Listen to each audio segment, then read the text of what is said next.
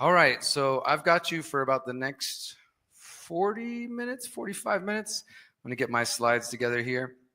And what I'm going to be speaking about is the trials and tribulations of building a parallel community. Miriam and I knew we were going to move to Mexico at some point. We're originally from Texas, from Houston. We've been visiting Mexico since 2017 as a couple. And somewhere along the lines, we realized this is going to be home for us. You know, for her, it was more like coming back home. Her family was born in, her parents were born in Mexico. They came to the U.S. And then when we said we were going to Mexico, they're like, why are you going backwards? And for us, it's not backwards. It's something really beautiful that we're able to be a part of, to come here and be in Mexico and just participate. And what I think is, here, I'll control it from here, guys. A thriving movement that is growing, this integrated movement that we're trying to co-create between Mexicans from all around this beautiful country and folks from the US and Canada, anybody else who feels invited to come here, and creating a truly balanced, integrated movement of like-minded people. Because I do have my reasons why I think Mexico will be one of the homes for freedom long into the future, despite its troubles. Yes. That's not to say that Mexico is perfect or that it's for everyone. My talk here, let me make that clear. I'm not here to pitch you on moving to Mexico. If it appeals to you, do what appeals to you. But I'm just going to share my story of the community that we have been in the process of building, and where we started, where we're at.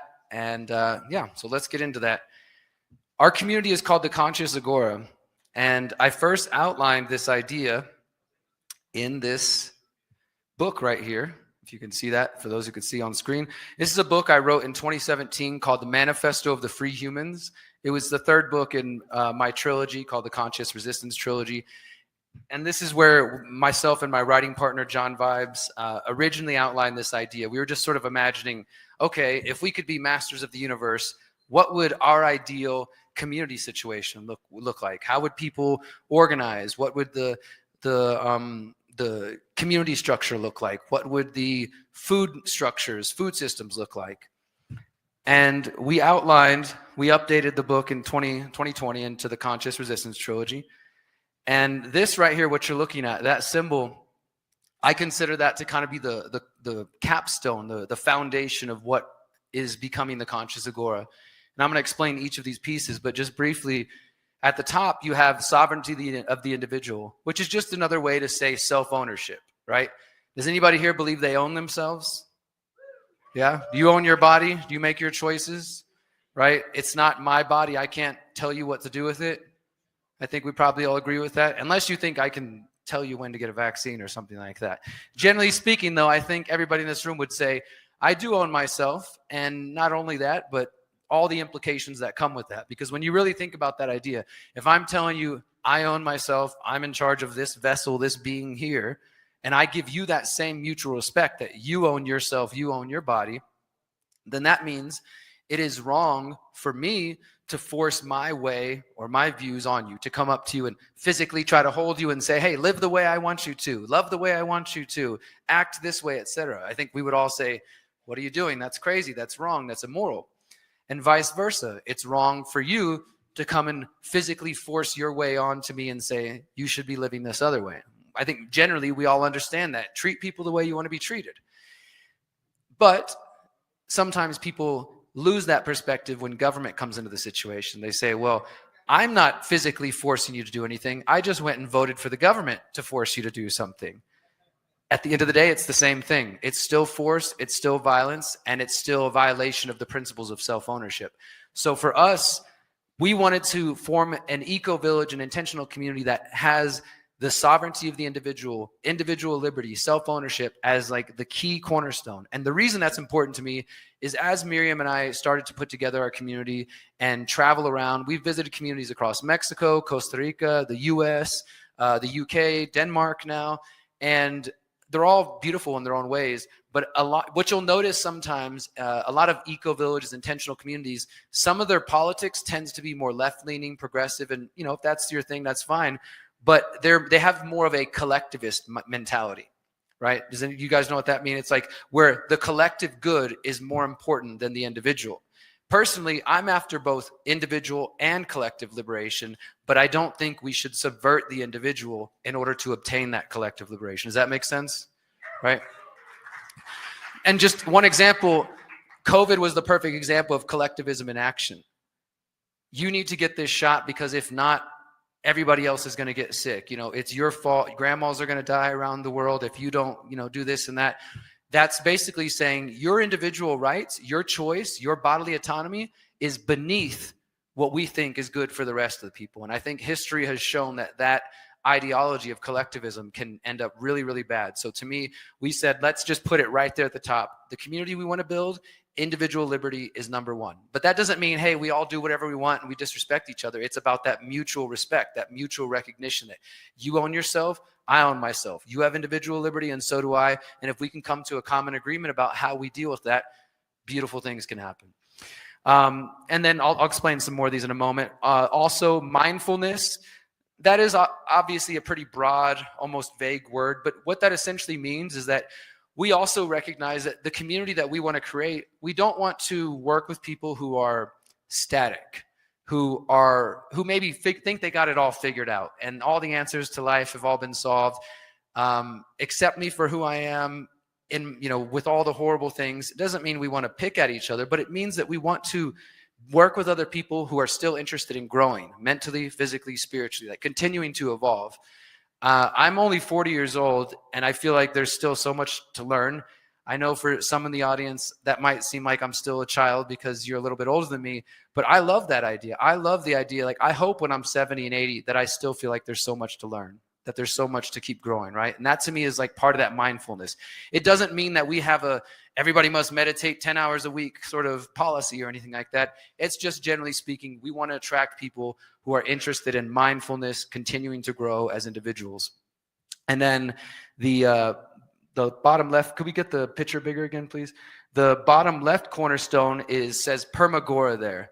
And Permagora is essentially just the combination of agorism and permaculture.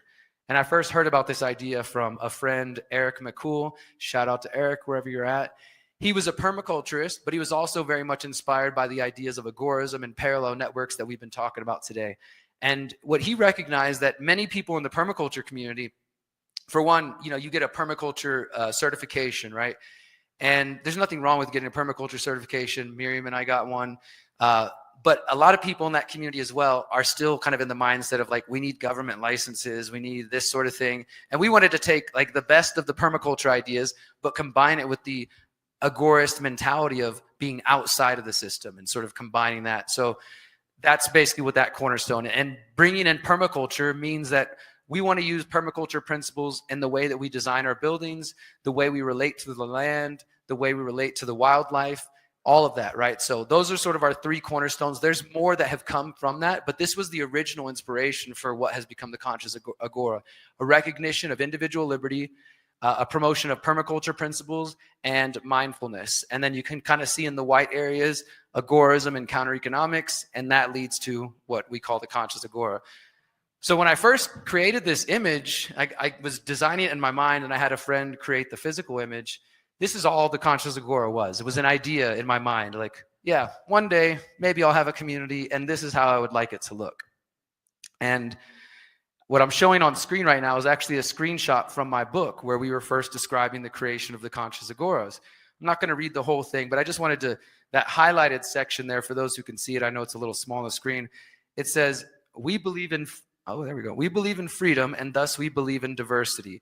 Our vision of an intentional community will be one of the many coexisting communities, microstates, neighborhoods, and other yet to be discovered ways of self-organizing. The actual formation of a community is slated to begin in early 2020.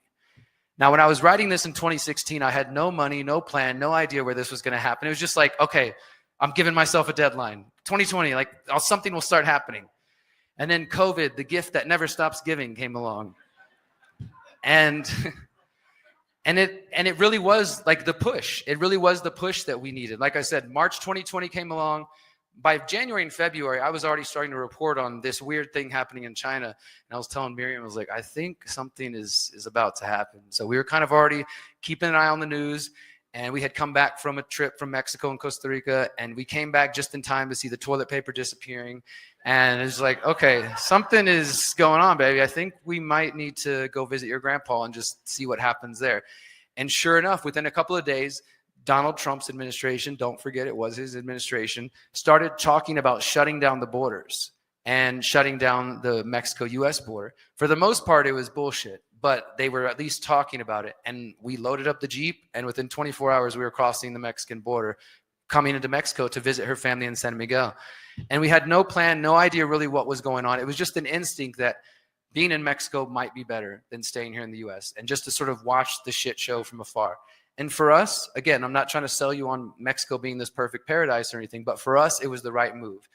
Mexico ended up being the only country in the world that never had vaccine requirements, quarantine requirements, mask requirements. Now, that doesn't mean that some parts of Mexico weren't worse than others, but as a whole, there was never a requirement that if you're coming to the country, you got to be, put into a quarantine camp. And guess what? That's why so many Canadians came here. That's why so many folks from the UK, from Australia, people who could get out of Australia came here, from Germany. I mean, we were a big part. That's what created the first Mexico Freedom Cell, March 2020. It was just, we created the group on Telegram, and all of a sudden there was people checking in. Oh, this is what's going on in Playa. This is what's going on in Tulum, and this is what's going on here. And we'd never been to Morelia before. We just went to San Miguel, which is a couple hours away from here. And then our friend Mark, who is actually now a member of our community, was staying at one of our now good friends, Rodrigo. Roy, are you in here? Yeah, okay. Let's give a big round of applause to Roy, because without him, we wouldn't be here. And I really, truly mean that. I mean, when I say that I felt like we were being guided here, I truly mean that, because time and time again, different things kept pulling us here. I'd kind of seen Roy in passing at Anarchapulco or some events. He's born and raised here in this beautiful area. He had a couch available for us. So Miriam and I came and we stayed on the couch while we were just watching the world get crazier and crazier. And then the more time we spent in Morelia, we find like, wow, there's an abundance of farms in the area. Every avocado that you eat is coming from within like 50 miles of here in this region. There's so much water. There's, all these beautiful things. And we still didn't plan on living here. We were just like, okay, this will be home for a little while. We went back to the States over the summer, came back, got an apartment in Morelia, and continued searching for land. We still didn't think we were going to be here. We looked over in Puerto Vallarta. We went to the Yucatan. We went all around. We were still looking even in the States, open to ideas of land in the States. And the first property we actually ever visited is the property that now is where we're stewarding the Conscious Agora. It just ended up working that way. We looked at so many properties, but it just kept pulling us back here. Not only because we knew Roy's mother is an amazing woman who's helping us in many ways. She's the one doing the VIP dinner, for those who don't know. She also works in real estate and helped us find the property. It was just time and time again, synchronicity after synchronicity. It's like something is calling us here. And after a while, we made the decision of, look, we could keep looking for land forever, or we can just commit ourselves to this property that is filled with, I'll show you guys the picture in a moment, that's already filled with banana trees and avocado trees and pomegranates and limes and pears and fresh springs. And maybe we could make this work. But again, we didn't have the money. We didn't, we saw it and it's like, wow, this is beautiful, but I can't afford this on my own. So let's keep looking, right? But the point with showing this slide here is that I think that Creator knew what was up, that sometime in 2020, things would, get on track and start moving. And I'm grateful to say that, we have rolled with the punches. Can we get that back up there? So I'm going to share a little bit more now about the pyramid I was showing, the triangle. And I was mentioning the mindfulness aspect. This is just a little section that I wanted to read related to the mindfulness to sort of explain what I mean by that. So this is from the Manifesto of the Free Humans. What we wrote was, the evolution of consciousness is absolutely necessary for true lasting freedom to be achieved. We stand by our positions and arguments made in this book, but the reality is that none of the solutions presented will succeed if the broken and confused people of this world refuse to do the necessary internal work for individual healing to transpire. The insecurities, doubts, and fears will differ person to person, so an honest self-examination is needed to decipher where to begin your healing process. And I call that the holistic self-assessment. And this is, I think, the really key part here. If we want to heal the deeper root causes which allow violence to be perpetuated among our species, we must be willing to face ourselves. If we fail to recognize healing and personal growth as part of the fight for a more free, ethical world, we are setting ourselves up for failure. Our only hope is creating a free society based on mutual aid, voluntary association, and individual sovereignty. And it is to embark on a path of mindfulness, reflection, forgiveness, acceptance, healing, empowerment, and self-actualization. And I call those the 7 steps towards the conscious resistance. And so that kind of outlines, like, that's the sort of mentality. That doesn't mean that any of us in the community that is forming are perfectly aligned with these things, but it's the goal, right? We set that target goal of like, look, this is where we're going to aim for. And I think if we can head in that direction, we'll do something beautiful. The next one, let me see if this is no longer working. Click, there we go. So this next part is about the Permagora part. So I just want to read this section, and I'm kind of just getting deep into the principles of this. What I want to do first is show you guys the principles, then I'm going to show you the property, and then I'm going to actually show you some of the steps that we've taken, because my goal here to sharing this information is not just to say, hey, look at the cool things we're doing, because we're learning it as we go. We've had some really awesome mentors, including Mexican communities here. I've got to pick the brain of one of the founders of Huehue Cayoto near Tepoztlan, which is the oldest intentional community in Mexico, which has been around for 40 years, as well as others. And so I don't share this as if we're experts and got it all figured out, but I do think there are some key things that we can all take away. So let's look at Permagora. When imagining an ideal community, we do not envision a place where the land is exploited, polluted, and stripped of the finite resources located within the earth. We have no intention of living in a community where the earth is viewed as an object to dominate, as a means to an end, or as a backdrop to our consumerist lifestyles. Refusing to initiate violence in our relationship should extend to all of our relationships, including the relationship with the planet. This realization has led to Permagora. We wish to create an intentional community that honors the sovereignty of every individual to be free to make their own choices, provided they harm no other. And in our community, we would extend this philosophy to the environment. This means that any permanent resident or visitor to the community would be voluntarily choosing to live in harmony with the environment and the community at large. We're not interested in forcing other free humans outside of our community to live as we choose inside the community. Instead, we hope to be an example of what is possible when conscious individuals choose to change their own behavior without the need for threats or coercion from the government. So that's Permagora. And let's see what we got next here. My slides want to be funny to, go back. Okay, so then this is a really small one. Let me zoom this in. This is just to kind of show you guys the progress. I posted this on my Telegram channel in September 2020. So Miriam and I come in March 2020. We start looking at land over the summer. And then by September, we decided, all right, let's do it. We're gonna find land in Mexico. We're gonna create a community. We don't know where yet. Don't know what it's going to look like, but let's just open it up to the world. And so through my work, I put out a video and said, hey, I'm building an intentional community in Mexico. It's based on this, this, and this. If you're interested, email us here. We got 500 emails from around the world.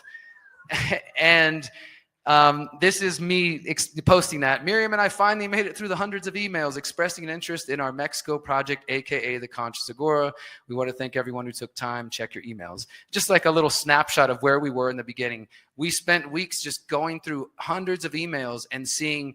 We had sent out basically, first we said, hey, if you're interested, email us. And then what we did is we realized, okay, we need to filter this somehow. So let's create a questionnaire. What are your financial resources? What is your vision of community, et cetera? And I'll show you guys that in a minute. And we sent that back to these 500 people. And we got about 200 plus responses. And then we combed through all those and we narrowed it down to 50 people, households, individuals, couples, et cetera, that we felt were aligned with our vision. And everybody has a different way of approaching this. So again, please take nothing I'm saying as like, this is the one way, because you'll hear them a million different ways. I just know that this way has worked for us. We did not initially base our efforts to find the right people based on you must have this amount of money per se, or you need to be in this age group or anything like that. What was most important to us is that people actually understood the vision, because it's one thing, money is useful, right? But anybody can have money and still not get the vision, right? Hey, and I've had people reach out, especially during COVID when everybody was afraid. I've had people email me and say, we're retired. We have $100,000. Can we join your community?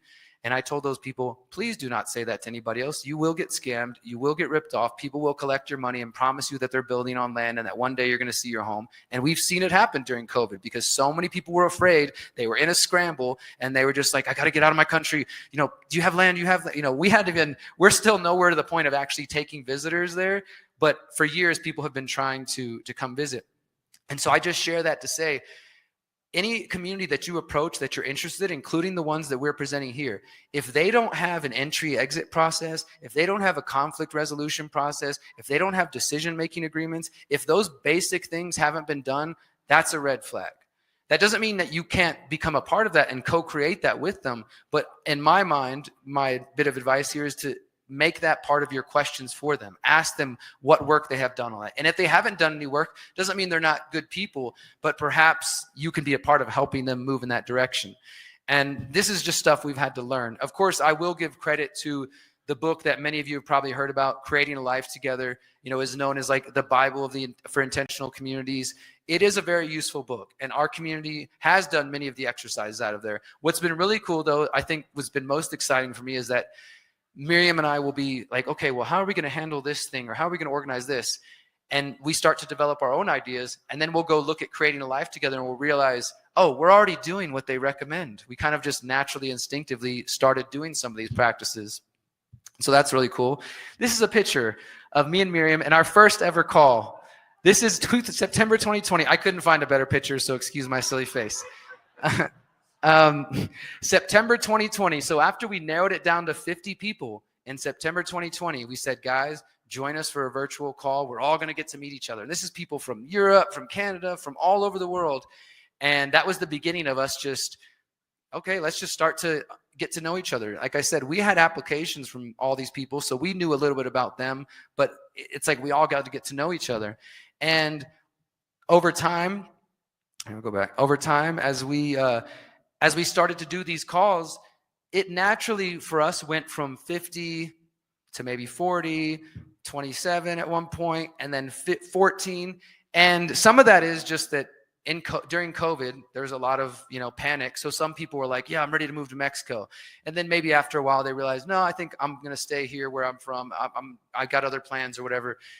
For us, it's never been a negative thing. We never take it negatively if somebody's like, your vision is not for me.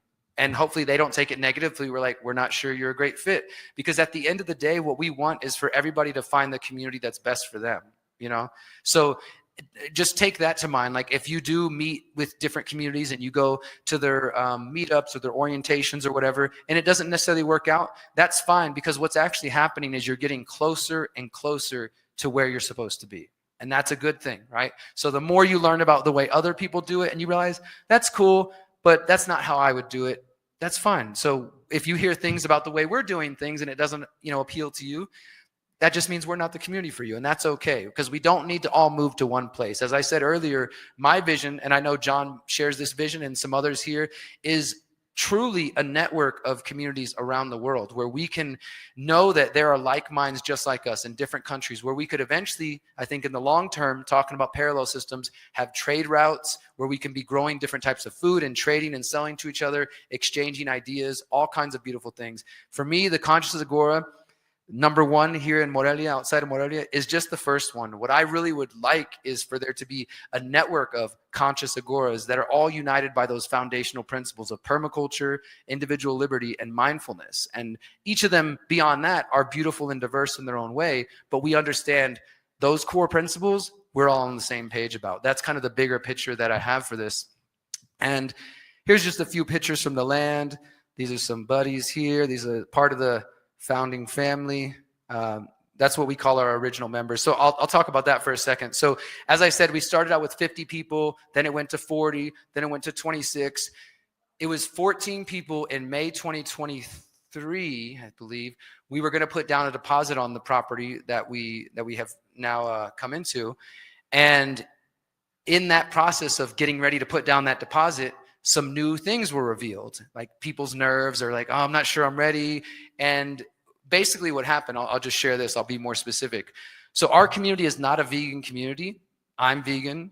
There are vegans in the community, but there's also omnivores and carnivores in the community.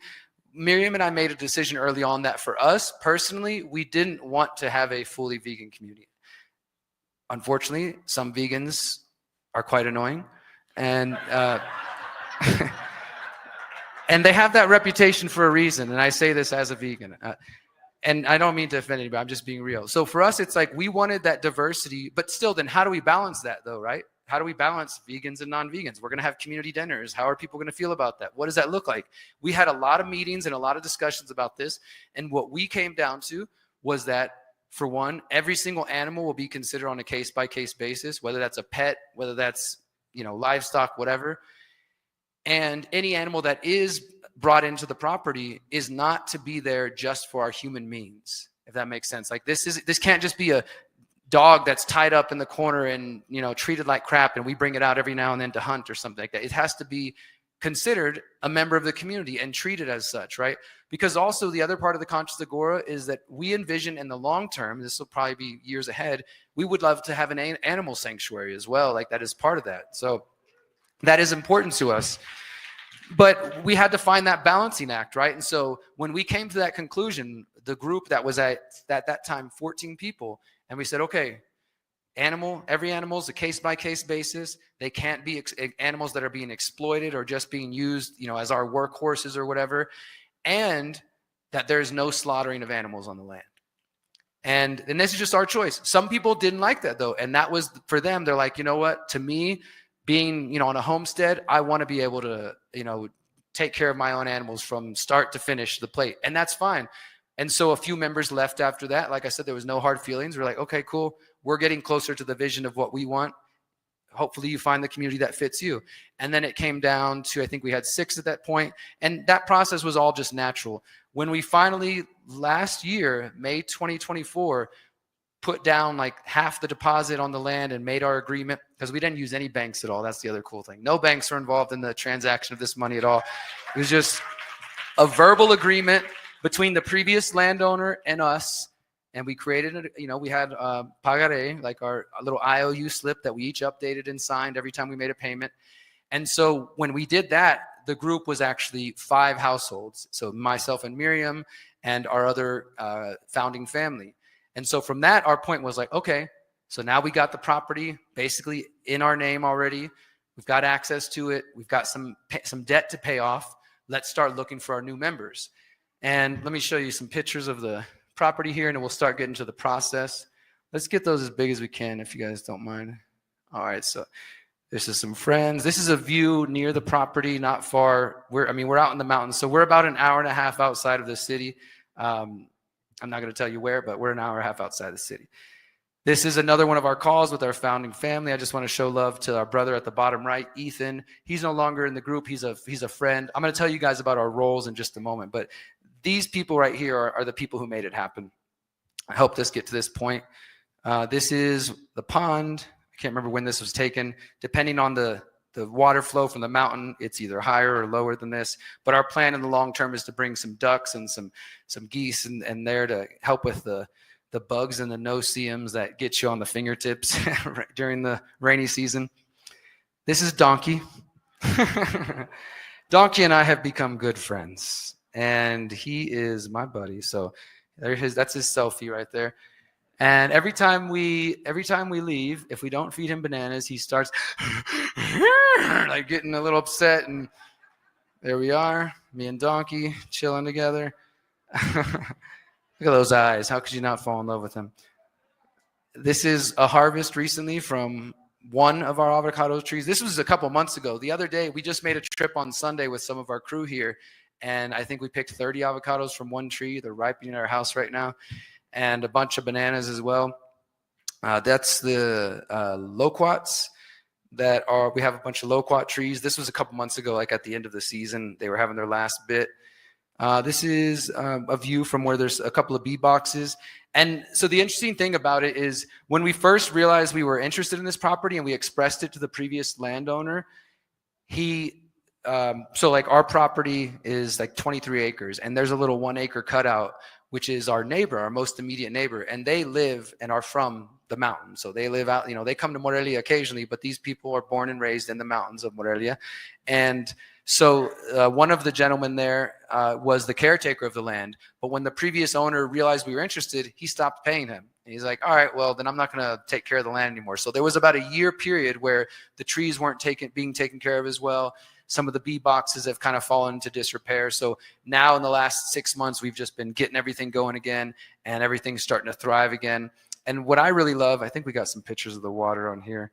I will get into that in a moment, sociocracy. What I really love is the west and the southern border of the property is, I wouldn't call it a full river, but it's a nice stream, a creek. And at different points, it's deep enough for us to dive into and swim. We got our own little cold plunge going on. There's 2 spots where there's literally just, I love ojos de agua, like literally just water coming out of the earth. Like, what a beautiful thing, just see it happening. And then the other big sort of draw for me was the fact that all these trees had already been planted. There's fruit orchards all over the property, but also big drip lines, big hoses that had already been run from the mountain. Like if you follow, we went on a tour recently to find where is the source of the water. We went up the mountain, our neighbor took us, and it's literally just a rock with a crack in it with all this water coming out of it. So everybody in that part of the mountain, we stick our tubes there. It runs down the mountain. It runs across the street and onto our property. It feeds that pond. And then from there, there's drip lines with sprinklers attached to all of the trees. There's no pumps. Everything is being fed literally just from God's hand out of the mountain into the trees. It's so beautiful. It's a beautiful thing to see. And that was, for me, it's like, wow. Like, as I said, we kept searching and looking, and it was like, okay, here's beautiful property. This is more affordable, but there's no trees. There's no water. There's, we also have some structures that we may or may not keep in the long term. It's just so many things kept making us come back to this property and deciding we should put all of our energy into it. Let me see what else I got coming up here. Then we're going to talk about sociocracy. Let me see if I had any more pictures of the land, though. Why is this freezing? Okay, we'll stay here until this figures itself out. Sociocracy. Who's familiar with sociocracy or has heard? We've had talks here on this stage about it. I don't claim to be an expert. This is a screenshot from a video training that our group did when it was just the founding family. We recently kind of did a retraining with our new incoming members, and we're going to be doing another one. Sociocracy is a part of the way that we are going to do decision making. I'm not going to explain the whole thing there, but the picture there kind of gives you a little bit of a taste. Decision-making by consent rather than trying to force your views on people. It's very similar to what we call freedom cells in the sense of having circles. So you could have a circle that is for the crew on the community who takes care of the garden, for example. You could have a circle for the crew who handles the finances. You could have a circle for the crew who handles retreats, because we do want to host retreats on the land. We want to host events and workshops. Like my goal, maybe as soon as next year, is that after the People's Reset, we have a much smaller, very limited size gathering on the land, like a 4-day decompression. Come now we're actually going to build structures. Now we're actually going to go deeper in the meditation. So that's a big part of our business model. And so we have these different circles that handle different areas. And you can be in multiple circles, and it's just a different way to organize. The really beautiful thing so far is we haven't had to use any of this stuff. Our group has naturally just made decisions. But the important thing about when you're forming a community, whether you're talking about getting land or just being an activist group in the city or in the neighborhood, is to be prepared for the times, which may be inevitable, when you do have disagreements, when you're not all on the same page. So far, over the last 4 years, our founding family has just been able to have dialogue and just talk. And like, okay, so what do we think about this situation? Oh, somebody asked about this. How should we handle this? Or do you guys think we should pay for this thing to get done, et cetera? And we just sit and talk it out, and we usually come to a conclusion.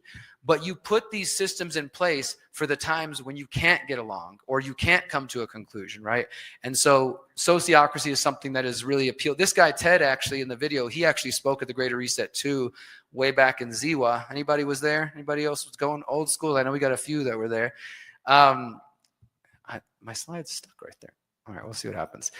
So yeah, sociocracy is a big part of what we have sort of leaned into as far as how we're going to organize the community and what sort of things we want to use for decision making. That might be the last. Okay, cool. We got some other stuff we'll share now. But like I said, we haven't had to use it. But a big part of our community would be nonviolent communication. That goes back to the mindfulness, right? Even if we disagree, how can we sit down and like, hey, Miriam, I'm really having trouble with this idea that you guys have. I have another idea. Can we discuss it? It's just about the way you communicate. As simple as it sounds, and it is very simple, it also can be complex because we silly humans like to make things complex. Nonviolent communications is just about recognizing unmet needs, that most problems arise when one or multiple parties feel like their needs are not being met or heard. And, so you're able to sit down and say, hey guys, I feel like my voice was left out in the decision to paint the fence this color or whatever it may be, or to build the barn over here. I would like to express that. And we want to create that container, for lack of a better term, a safe space where we can all be free to be real with each other. It doesn't mean we need to sugarcoat and bullshit each other, but we also don't need to yell and scream at each other. We just communicate honestly and openly and say, like, look, I think we're going in the wrong direction. And sociocracy, again, is about, it's not about agreeing 100% on everything. It's about finding what they call the zone of consent, right? So like, let's say in the middle of that zone of consent is your most ideal situation. I want the barn to be on that side of the property. And then a few of us are like, no, I want it to be on that property. And that's your ideal position right there in the center, but you could live with it being over there, right? But you definitely can't live with it being over there. So within discussion and dialogue, we come to an understanding. Even if it wasn't your first primary decision, it wasn't your first goal, you get to a point after discussion, ideally, and say, okay, yeah, that wasn't my number one choice, but I can live with that. It's not going to cause me to leave the group or anything like that. And we are able to make decisions. That's the goal there. And that's why we're also taking sociocracy trainings with the group, because I'm not an expert, but the goal is that each of us will become closer to being experts. And then with time, we could teach other communities how we approach this. That to me is the important part as well, is that knowledge is passed down. That's why I'm doing this presentation, because I get a lot of questions about our community and how we went about it. Like I said, there's no perfect ways, but I do see other ways that I think maybe aren't the best. And so, as I said earlier, if you're talking to a community and they don't have a decision-making, they haven't even had a discussion on decision-making, they haven't talked about conflict resolution, you don't know how you enter the process, you don't know how you exit the process, that could be problematic. So I'm going to show you guys a little bit of the forms that we use to bring in new members. Let's see if I can show this one. This is here we go. This one here, I'll start off this one. This is the questionnaire, the kind of introduction that Miriam and I would send out to people. It's been updated a couple times, obviously, since 2020. Like I said, the founding principles I already explained: sovereignty of the individual, self-ownership, permaculture principles, mindfulness. We're going to scroll past those ones. Since that, we have developed a few more, I guess you could call them core values that are important to us. Why is this thing being silly? First is off-grid, that our goal in the long term is to be off-grid. Now, obviously, that's easier said than done. It's not always easy. It's rarely easy. But it's important to have that goal and to know where you're aiming. So we want our community to be mostly off-grid in terms of power, in terms of electricity. We've already got an abundant source of water, so that's a big relief there. And that doesn't mean year one we're not going to be on any kind of grids, but we've been reminded of this recently. So our neighbors on the mountain, they are on the electric grid. There are telephone poles that run out there. There's like one street light out there in the mountain. And every now and then they don't have power because it's just inconsistent. And to us, it's like, yeah, that's why we don't want to rely on the government. Because in Mexico, the electricity is nationalized. So it's CFE, it's a Mexican electric service. And so sometimes the power doesn't go out. One time there was a lightning strike on the mountain, and a tree from our side of the property fell and hit the power lines and knocked out their power for about a week. So, they were texting us and letting us know, like, we don't have any power up here on the mountain. And I brought them one of our solar panels so they could at least charge some of their stuff. So that's our goal, not only because of we want to explore those sort of technologies, but just functionally, I don't ever want to be in a position where I'm dependent on the government to power, my house or things like that. Again, it's gonna be a process. It takes time, but that's the other aspect. The other one, why does it keep skipping past number? Okay, so 4 is off grid. And then we have balancing community with privacy. I sort of touched on this a little bit with our community being very much oriented around individual liberty. We want the benefits of community, of having multiple members and a village together, like, hey, we can, many hands make light work, that sort of thing. But also, we're very strong individuals, and we value our privacy too. So you have we're not living in a communal space where we all share food, we all share income, and everybody has to, we don't have any robes that we do rituals at night, or it's nothing like that.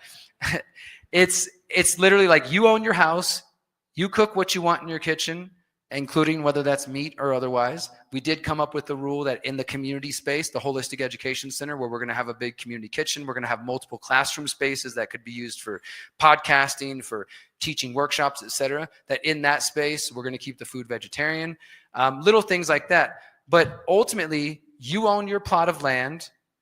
You own your house and everything on that. And if you wanted to sell it, you can exit. There is an exit plan.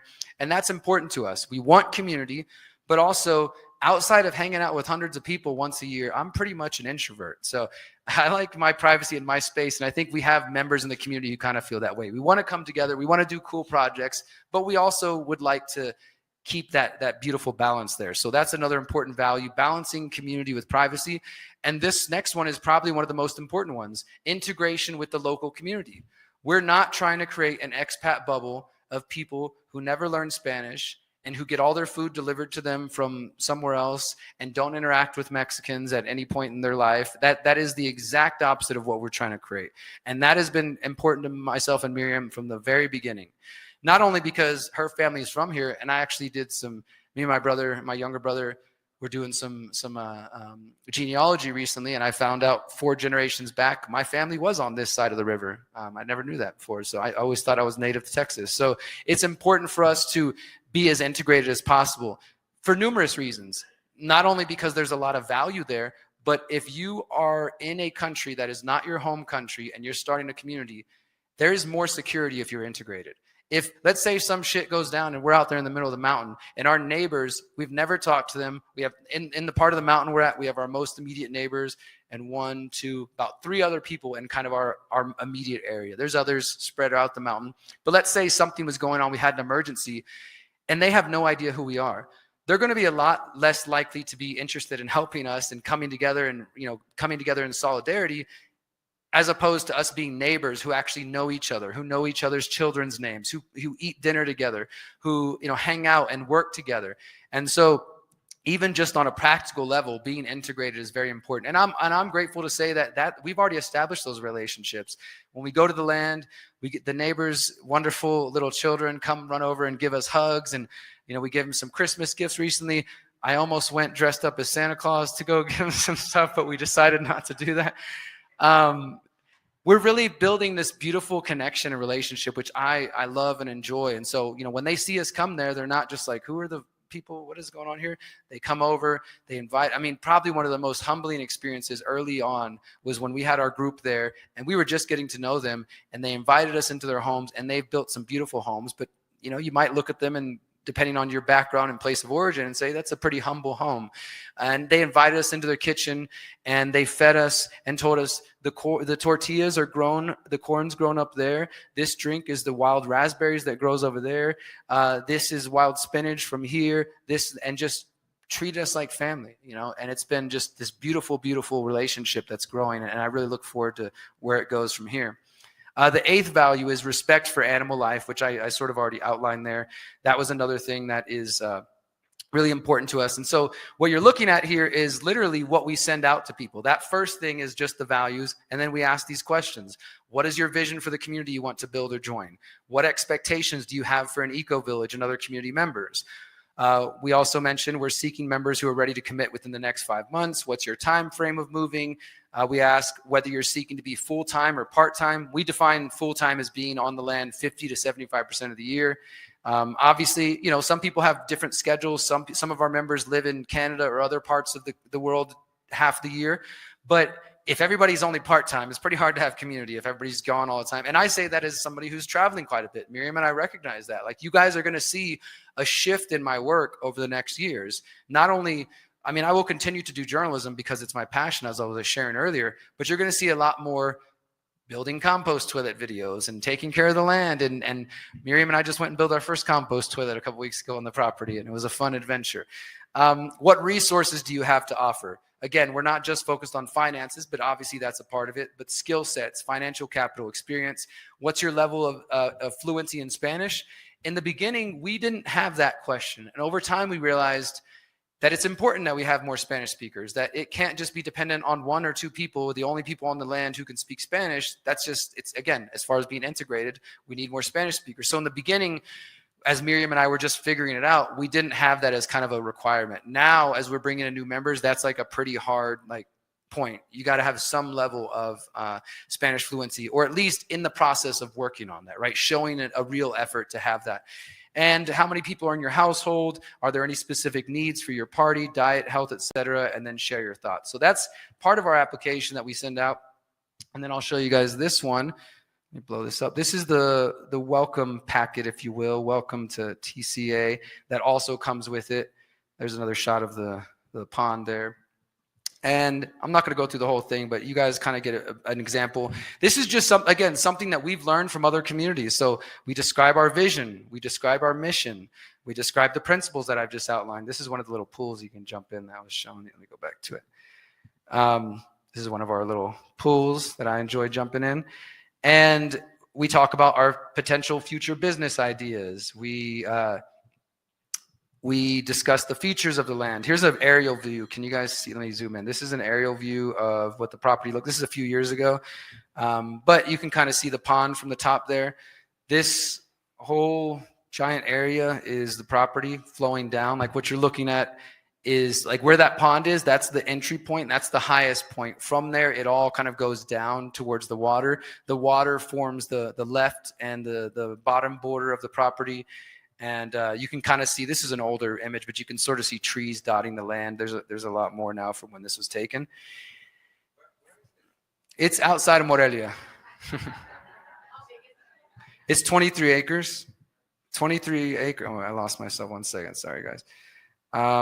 And then this picture this part just goes a little deeper. Everything I've already explained about my book and where this whole idea comes from and what we're looking for in new members. And then the 8 guiding values. So some of that I think I've already covered. So now let me just share a little bit more from the heart. So we've been at this process now for 5 years, and we have our founding family. I want to invite my founding family who's here, those who've been with us since the beginning, just to stand up for a brief moment. Those who are with, including Miriam. Miriam, if you hear my voice, you stand up, baby. So those who are standing up, Give a big round of applause to my brothers here and sister right there. Yes. Thank you guys. We've been through a lot together. We've been through a lot together over the last 5 years. They were a part of that original hundreds, down to 50, down to the small group that we paid to put the deposit down and everything. And as I mentioned, we do have an entry and exit process. And so we sort of used, who's familiar with permaculture zones?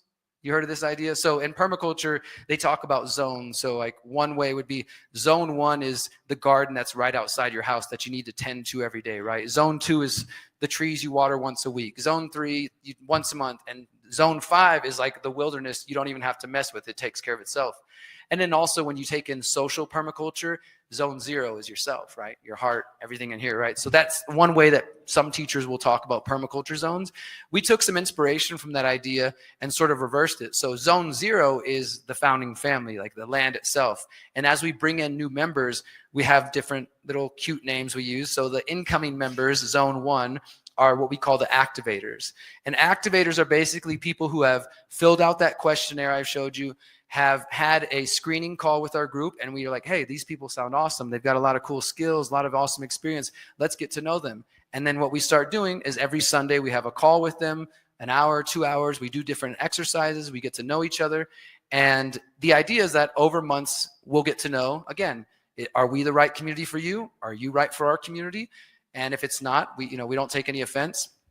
And slowly we're getting to know each other, and then we bring them eventually into becoming a part of the community. And we have other names for like people who are, maybe they're not members of the community, but they are volunteers or they're visitors, right? But we use that inspiration for the permaculture zones. And I'm really happy to say that starting in, I think, late August or September, we started our next group of activators who are on the way to becoming new members of the Conscious Agora. And in March, we're going to be starting our second group of activators. So I'd like to invite the current group of activators who have become very close, like family, to just stand up for a moment. They've got these awesome shirts they're wearing right now for the Conscious Agora activators. Please make some noise for our activators that are potentially going to be our new members. We're so grateful to have getting to know them. And some of them aren't in this room right now, but if you'll see them walking around in these shirts saying activator, thank you guys. And a few of the next incoming group of activators are on the way as well. Is Josie or Jackie in the room by chance? Maybe not, but they're here as well. And so it's just been this really beautiful process, guys, of just getting to know new people who are motivated by the same principles we are and values.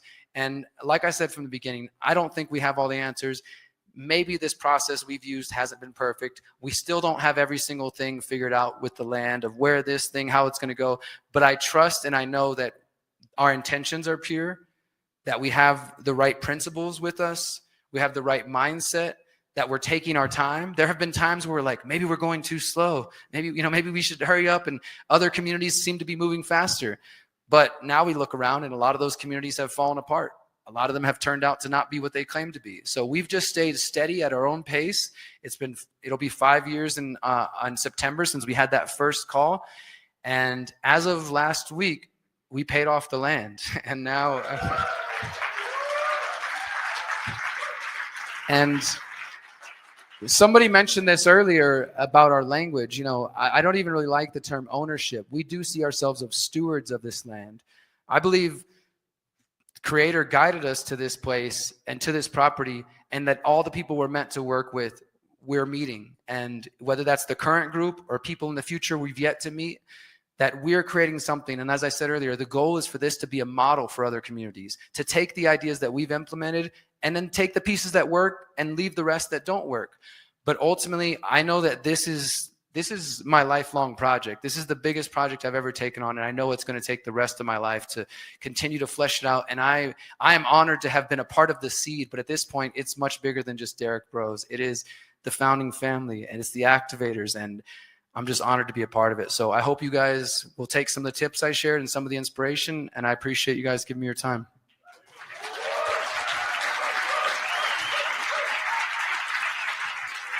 Thank you, guys. Can I end with my positive affirmation?